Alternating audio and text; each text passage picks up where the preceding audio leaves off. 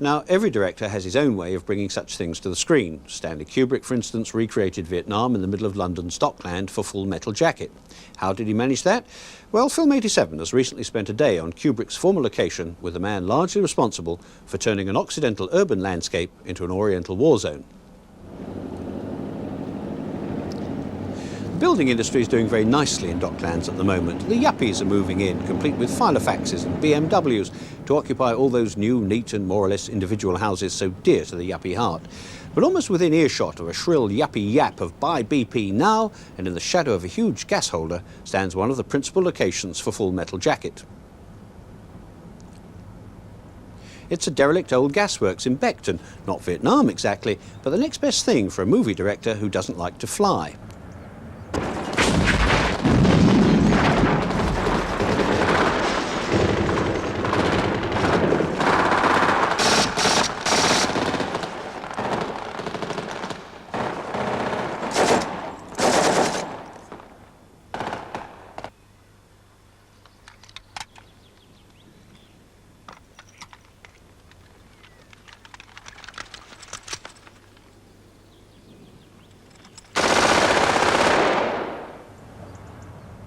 Since the film was finished and the crew packed up and left, not a lot has changed, but still you'd hardly believe that this could ever have looked like Vietnam.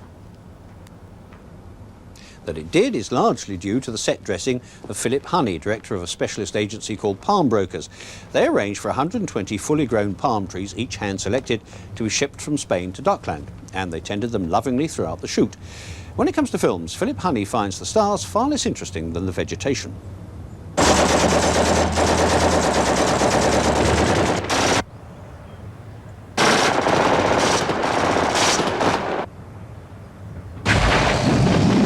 Stanley Kubrick wanted somebody who was able to supply and look after a large number of very big palm trees for a 9-month period, which is a long time to keep them green.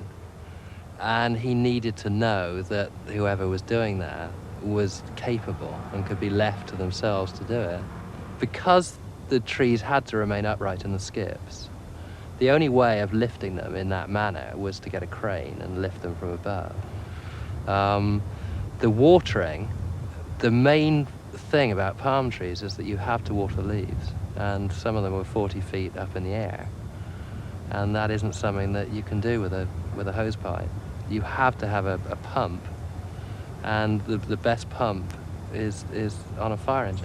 In among the rubble, the trees were individually numbered, measured and drawn by Kubrick onto his site plans. Legend has it that Kubrick could distinguish one tree from another at 50 yards. That should be number 24, he'd say, and you've gone and put in number 67. Well, now just across the river in Rotherhithe, and we're still talking about Dockland, remember, Philip Honey has been working on the vegetable garden of a small cottage. Ah, you say, brightening up the inner city, is he? Well, not really.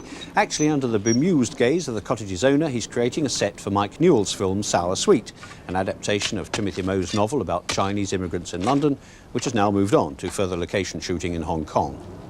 So if we can add a bit more to that row over there, Yeah. And trample down the earth. It's all precision work, this. The exact location of every runner bean and Brussels sprout has to be fully discussed with Sour Sweet's designer. Well, what we're doing is replanting the garden for September. We were filming in this garden 2 days ago when it was June, and we're now redressing it to make it look as though it's a garden which has been left and neglected for nearly 2 months. At the moment, they're dressing in weeds, and that is, again, it's a big problem. Weeds have to be freshly dug because they wilt very fast, and so we have to dress in the weeds immediately before the cameras actually start rolling.